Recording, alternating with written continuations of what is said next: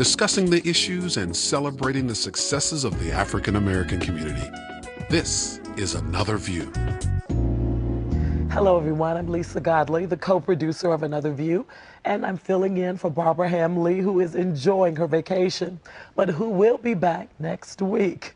They call them Generation Y, born between 1982 and 2003. They're also called Millennials, a group defined as being dependent on digital technology, and they're said to care more about their PCs, CDs, PDAs, and DVDs than anything else. But you're about to meet 4 Gen Yers who will make you think twice before labeling them as self-absorbed. They're not only in their 20s, but they're spending their time reaching back to those younger, hoping to positively influence the next generation. Joining me is Jermal Mabine, a youth conference leader for the City of Norfolk, LaToya Skinner, a Girl Scout troop leader and volunteer, Domenick Epps, a youth pastor for New Life in Suffolk, and Phillip Adams, a recording artist and entrepreneur. Welcome you all to Another View. Thank you. Thank you. Thank you.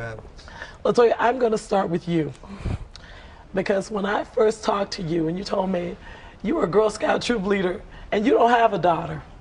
So tell me a little bit about what made you decide to take on a troop of girls. I have 2 girls, so I know you have a challenge. Easy.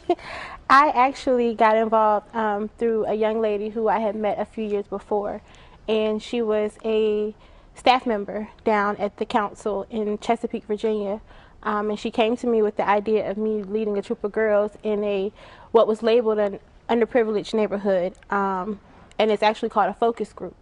And I told her I would do it, and my goal was to get 35 girls in the troop. I actually ended up with 40, and the meeting area they put us in was very, very small, and it was hard to meet in there with 40 girls at one time. So what I did was I broke them up into their individual grade levels, and I met with one group on Wednesday and met with another group on Mondays, and I broke them up into older and younger girls. From there, they started doing renovations in the neighborhood, so I moved to a local elementary school. And from there, I moved to my church because I picked up another troop. So I had 2 troops going at the same time. Still no kids. And it was a challenge at first, but the girls continued to come out even through the revitalization of their neighborhood. Some girls got lost along the way, but the girls who ended up staying, I've had them since day one. Wow.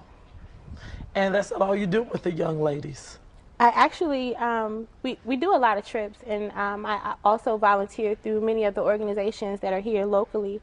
So I try to give my time back as wisely as possible, and also include the girls when I do go to volunteer, especially the older girls, so that they know what they should be doing when they get older, and how to give back positively. Wonderful. Now, Jermal, tell me a little bit about the Youth Leadership Conference. Well, when I first started helping out with the Youth Leadership Conference, I was just a regular member. I was just, there trying to pass out flyers, promote the conference. I was introduced to the conference by a man named Abdul Aswad. He came over to the Boys and Girls Club where I was at, being the keystone and president of many of the youth groups. And he said, "Don't you want to help us out in the leadership conference?" I said, "Well, I am familiar with going to conferences." He said, "But we want to do something different." He said, it's the adults. Every time you go to a conference, adults are usually being the ones that facilitate the conferences and workshops. He says it's boring. He said the kids don't, want to open up. They don't want to talk about anything going on because they feel like listening to adults. Sometimes they just don't feel comfortable. So he said, "I would like you to help us out, be a youth facilitator, and try to, teach younger people how to get up and stand in front of people and talk and teach workshops and express themselves." So being a member of the conference, I took on that responsibility of being, I guess, a mentor, a motivational speaker, and a leader. And I had the opportunity to just influence so many people by having them, get on a committee, learn how to plan a conference, ask them what issues and problems are going on that you see in your communities. And they came up with outstanding topics for workshops, and then they were able to just, go to the conference, stand up in front of people, talk and tell them, get younger people to open up to them because they're young just like we wasn't, too much older than them, high school, middle school students, and they just felt comfortable with coming back every year and just, talking about the issues going on in the community. Wonderful. Domenick, you and I have crossed paths So many times. many times. Yeah. And I had never heard your story about how your life was turned around. Yeah. Can you share a little bit of that with us? Yeah, well, I've been doing music, you know, ever since I was young. I grew up in a neighborhood called Saratoga. That was considered one of the roughest neighborhoods in Suffolk. So I was familiar with a lot of things that went on at a young age. I grew up kind of fast, being surrounded by drugs, sex, and violence. And I put those, you know, views into my music at a young age. At the age of 17, I began a record label. And from that record company, I traveled around the world, met a lot of different artists, and I was enjoying life. I was, you know, living life to the fullest to my understanding. Then I met Russell Simmons, who was one of my major, you know, guys I really wanted to meet. I met Russell Simmons, and sat down with him, and he kind of informed me that I was going on the right path in the music industry. And at this time, I was still going to church on Sunday mornings, but I wasn't living the life that God really wanted me to live. And I was promoting a nightclub. On the weekends, I was making pretty good money promoting a nightclub. And then at one of my biggest events that I put on, someone got killed. And that kind of changed my life. I lost the club, I lost money, and then people started to kind of leave me little by little. And then other events happened in my life, and it just made me change and say, wow, man, I need to, you know, I got to change my own life. And I met God, and Jesus changed my life. And ever since then, I just had a passion for youth and being able to go right back in the same communities where I used to hustle my CDs at, to now hustle the word of Christ, you know what I mean? So I just love doing what I do. Now, Phillip, you have a story similar as far as how you grew up, but I want to go to, you've been writing positive music, rap songs, and I want to play a little bit of one of those songs so we can look at the lyrics, and then I'm going to talk to you a little bit more about that. Rise up, this is church for my thugs. I ain't hating on your homies, I'm just showing real love. Rise up, this is church for my bad chicks. Gotta flood they asses cause they daddy wasn't none. Rise up, this is church for my goons, goblins, hustlers, strippers, pimps, and my drug dealers. Rise up, single mothers, rise up, single fathers, rise up. If you're hurting, rise up. For my bad chicks, strippers and them divas, top models, busted babies, and the flavor flaggers. You should be cherished and respected, provided for and protected. Loved and not rejected, feelings shouldn't be neglected. Why let them beat it up if all he got is a chain whip? Money in the bank and a little bit of status, but don't got the common sense to respect your home girl. Let me tell you, if he had it one more drink, you better check him, but don't be a dog. Was there any particular event that made you decide, when I put a song together, it's going to be positive?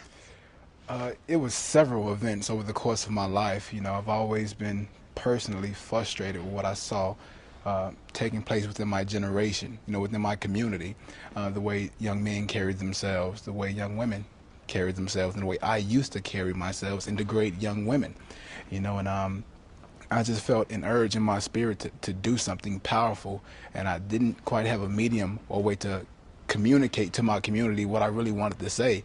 I never had intentions on becoming a recording artist. It just sort of happened one day. I'm in church praying, and God said, you know, I want you to speak to your generation using music. And I'm like, okay. And from there, he just sort of gave me the words, and I've been going with it ever since. Okay.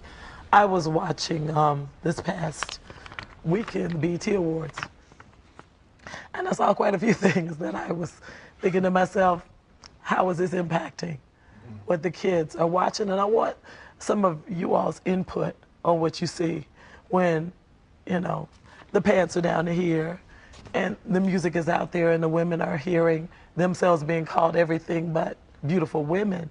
And I'm going to start with you, and we'll work our way around, and you tell me what you think and how you try to get messages across to people younger than you to do something different.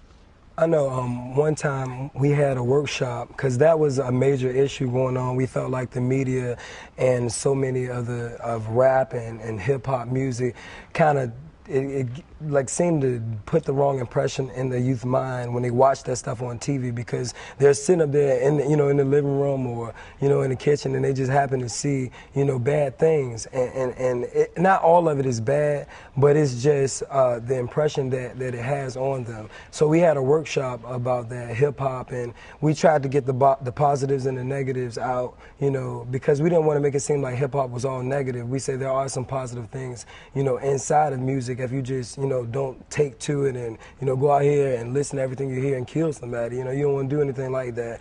So it does have an effect on them. But as a mentor, we have to tell them that that's just TV. That's, some things you see on TV is not real. It's, you have to go another way if you want to, be something successful in life. So I just feel like, even though we see things on TV, we still have to be a mentor to those younger kids and let them know that, that's just something that, that they're going through, and they, you just don't want to, have them listening to stuff on TV and stuff like that. So you just got to keep them away from that and give them a positive idea or influence. LaToya, what do you tell the young ladies? I work at a local middle school in Virginia Beach, and it's so amazing how I find myself now telling the boys to pull their pants up and the girls to try to pull their skirts down or their legs up, one or the other. That's how I realized I was growing up. Outside of my classroom door, I have a big stop sign that says no sagging zone, because you have to have a sense of self, and I think how you feel about yourself is portrayed through the way that you dress, and the way that you dress is sometimes the attention that you're going to get. For the young ladies, I try to tell them that how you dress now is going to affect you later on, because it's your mentality, it's your way of being who you are. Be creative and be expressive, but also be respectful, because you can't expect that young man or that young boy to respect you if you're not having respect for yourselves, because they're only going to treat you accordingly. And for the young men, I try to tell them that I feel harassed if you walk in my room and I have to look at your underpants. There's no reason that I should have to look at your underpants, because that's between you and God, basically, because you were born naked, but what you do behind closed doors to get yourself prepared is for you. So there's no reason that I should have to be subjected to seeing your underpants all day.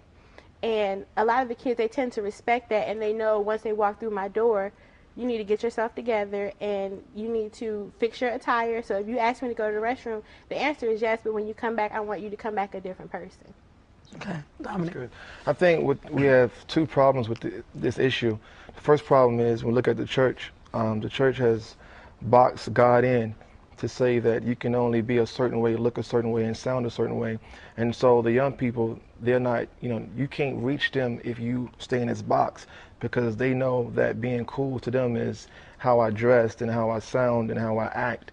And so these songs or whatnot, the lyrics to the songs, they don't understand the power that comes behind that. They don't understand that the words that come out of their mouth brings forth power. And so this one song that's out called I'm a Jerk. And so you have young people who are doing this little dance and they're saying, I'm a jerk. And then someone says, I know. So now you're calling yourself a jerk. They don't realize the power that comes behind that. So I try to tell them, let's break down the lyrics. Who's your favorite artist? And they may say Soulja Boy and the song Superman. I said, let's break down these lyrics. He says, super soak that hoe. Do you understand what that means? That's not a toy gun that's in Walmart. You know what I'm saying? So I'm not going to sugarcoat it. I'm going to be real with you. And so we need to be very careful that we don't just tell them what not to listen to, but tell them why not listen to it. Tell them the consequences that come behind it, the effects that come behind it. And that's pretty much what I've been working on. And that's pretty much how it is, keeping it real with them. And I would agree with him 100%. I think he hit it dead on. And one thing that I like to do with the youth is I like to ask them a rather personal question. And that question is, where do you get your self-esteem from? Where do you get your confidence from? And you will find that most of them really don't have an idea, because most of the youth are suffering from an identity crisis. I remember one day I was in church and I'm talking to at least 15 young people, and I asked them in church, where do you get your confidence? And not one of them said God. And we were right in church. Some would say, well, the music I listen to or the clothes that I wear, And I think that goes to show the influence that the media has on our community. And in the long run, I think it's setting our young young people up for failure. I think within each and every individual, there's a seed of greatness, of unlimited potential. But I think we're so bombarded with the wrong messages that the seed grow into something corrupt, and we don't understand why. And I think a lot of parents don't really take the time to listen to what their children are listening to, what, you know, the messages that they're pumping in themselves in their iPod, you know, all day long. And like, once again, I said he hit it right on point with that. We have to address the issue from a realistic perspective, you know, because the devil begins when the kids are young. I was talking to a young lady who was 4 years old, and she said, you know, I love Lil Wayne. I said, you know, what song do you like? She said, I don't know, I just like all his music. She said, I don't like the fact that he curses, but I like, you know, what he's rapping about. And I'm like, oh my God, you know, she knows exactly who these artists are. When in church, when it comes to the issues of sex and things like that, we try to cover it up and put it in a box. Some issues we don't really feel comfortable touching on when the young kids are getting it at a really, really early age. I mean, the devil tried to kill Jesus when he was 2 years old. I mean, so he starts young, so we have to start while they're young as well. Now, is there something older people, my generation, can say to the younger generation? Will they listen to you more than they'll listen to my generation? Well, as it relates for the older generation, I would say that they should actually listen. I think sometimes we think that we know everything. We don't really take the time to understand nor to talk. Or it could be that we're so caught up in our own mess and our own selfishness that we completely abdicate the responsibility that we really have to our children who really need help and assistance, but just don't know how to reach out to their parents because the parents are not making themselves available. So we have to take individual responsibility, you know, as older adults, to make sure that we make the time, regardless of what's going on in our busy lives, to spend time with our children and get to know what's really going on, and take the time to do like the brother is saying, to actually digest some of the lyrics or some of the movies that the kids are listening to really get to understand what they're being faced with every day. Yeah, and I think they will listen to the adults, and my advice for the adults is be yourself. You know, you don't have to put on a Rockaway shirt and some Timberlands to talk to a young person. Be yourself, you know, because they can see fake people. They know fake people. But one thing is, you have to be real and let the young person know that I've been where you are. You know what I'm saying? Don't just point fingers at them and say, look, you can't do this, you can't do that. Once you tell them I made those mistakes and these were the consequences I had to face because of those decisions I made, then they'll listen to you. But if you spend 95% of the conversation telling them, well, don't do this, don't listen to this, don't go here, you're not telling them that you have made those same mistakes and you have faced consequences behind it, they don't want to hear it because you're too busy pointing fingers at them. So take the mask off, let them know who you used to be, because you ain't who you used to be, but you've been there before. You know what I'm saying? So that's not like, don't act like you've been holy ever since you've been born. You know what I mean? So let's show them, hey, I made mistakes in my life, but I thank God that he has saved me and put me where I am to be the person that I am. I'm just trying to show you, don't fall in the same hole that somebody else had to get me out of. And that comes with putting that mask off and being real with them. You know? That's very true. Yeah. It's very true. I know with my job is the in-school suspension coordinator, so a lot of times the children that I'm getting are students who just need an extra ear, you know, and somebody to listen to them, because a lot of times I feel like some of the older adults tend to forget that they, like he said, have been down that road before as well. So to try to sugarcoat it, and the kids that I work with have no problem saying what's on their mind. So they do see everything for what it's worth. So what I try to do, because I went through a lot of things when I was younger, and I'm glad that I had the mother that I had, because she didn't play. And she put me in my place when I was wrong, and she didn't have any problem telling me such. But I know that I went through those teenage trials and tribulations too, and I know at some of the times that I did the things that I did, she questioned herself, like, how am I going to get through this? So I try to be that ear to those students, because they do go through things, and a lot of times older adults do tend to forget that they are people, and they go through those growing pains, and they're entitled to that because that's how they become the individual that they're going to become later on in life. That's good. Okay. Now you all have about maybe 15 seconds left, but if you could talk one-on-one to a child and you could leave a message with them, what would you say to them? I would have to tell them that, you know, although, you know, circumstances are not the best at all times, you might be thinking that your situation is much worse than someone else's. And sometimes you feel like giving up and throwing in the towel, but I just would have to tell them that they would have to, you know, you can either give up or overcome, and overcoming just leads to greater opportunities. Someone wise and very dear to me once said, an older person said to him, Jesus is watching at all times. So you have to do what you feel like is right, even at 13, 14, sometimes even 12. Do what you feel like you would do if the spotlight wasn't on you at all times, because there's always somebody who is watching you when you least expect it. So do what you think is right, and then if it comes back to you and if it's not right, figure out what went wrong. That's good. I would say that destiny is not determined by your environment. It's not determined by what people say about you or say to you, but put your hand on your heart. You determine your destiny. Walk in it. Got about 10 seconds. I would say first, keep God first, and everything else will be added. Remember that there's a seed of greatness within you. You have the power and potential to overcome any pain, any circumstance, any controversy in your life if you seek God, and you can spur to greatness. Thank you so much. I'd like to thank Jermal Mabine, LaToya Skinner, Domenick Epps, and Phillip Adams for coming out today. When we come back, we'll show you how some young people are using their talents to bring New York-style theater to their community. But first, what's happening in Hampton Roads?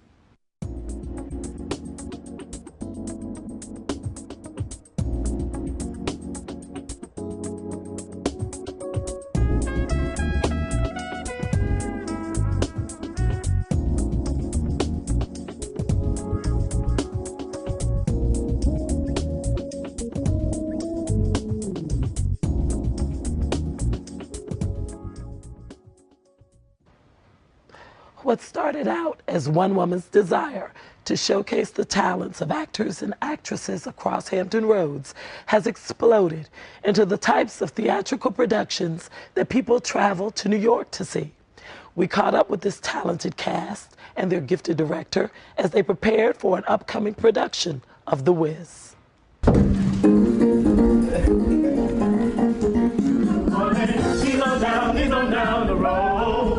Ironically, it was watching a performance of The Wiz when she was 10 years old that drew Leroyce Bratsveen to the theater in the first place. But it was what she saw as she auditioned for parts here in Hampton Roads that led her to create Iron Street Productions. Now, and when you march around, it's when I wake up in the afternoon as it pleases me to do. Don't nobody bring me no bad news. There you go. One of the things that I noticed going out on auditions was that I was always running into other people that I was just wowed by. I would look at and I'm like, here's another person that I just think has all the talent in the world, but there's not enough plays being produced for us to be seen. Talent like Zachary Hines II, the 20-year-old who starred in Iron Street's production of Pearlie and who would play The Wiz this time around. So come and take my hand, and we will dance. I really enjoy it, and it's a good way to, reach people. If you want to spread a message, you can communicate with someone through this art form. Because before Iron Street, I didn't know a whole lot about a lot of other theaters in the area, because I'm from downtown Newport News. No one was telling me about, the Peninsula, all the other theaters out in the area. Because if I'd gone back then, I never have known you got your brains. This will be 26-year-old Krishana Shelton's first major theatrical production, but she's ready for the challenge and thankful for the opportunity. It's an honor. It's an honor. I always wanted to have a strong passion to act, and I always wanted to be Dorothy. That was like one of my dreams, so when I had the opportunity to audition, I took it, and it's just an honor, and I pray that God helps me to deliver it the way it's supposed to be delivered, because I know everybody remembers Dorothy, everybody knows her songs. I wish I was home, I wish I was back there, with the things I've been knowing. And what would Oz be without Munchkins? This production brings in children from all across the region and gives them a chance to do their thing. Well, I'm sort of like the youngest Munchkin, and the youngest Munchkin is usually like the boss, and so I get to boss around everybody. It's really fun. The cast rehearses at the EduStar Performing Arts Center in Hampton. Here, they not only perfect their acting skills, but practice their choreography. And she can spin out this. And their vocals. Start from the beginning. Just the first one. Right on. 2, ready, and. What would I do if I can feel? Next week, the cast will ease on down the road to the theater at Thomas Nelson Community College, where this group of talented performers is scheduled for 6 shows. You know what I think about that? Give me a reason why I should stay and I'll judge it. My mind is made up, so nothing you say is gonna budge it. If you'd like to see this group of talented actors ease on down the road, you can catch Iron Street's production of The Wiz July 17th through the 26th at Thomas Nelson Community College. We hope you have enjoyed this edition of Another View. Please check out our website at anotherview.tv and send us a note with your comments, or you can write us at 5200 Hampton Boulevard, Norfolk. Barbara will be back next week. Hopefully my voice will have recovered, and I'll be assisting some very talented chefs who will show you how to make soul food that not only tastes good, but is good for you. Join us as we explore nutrition in the African American community.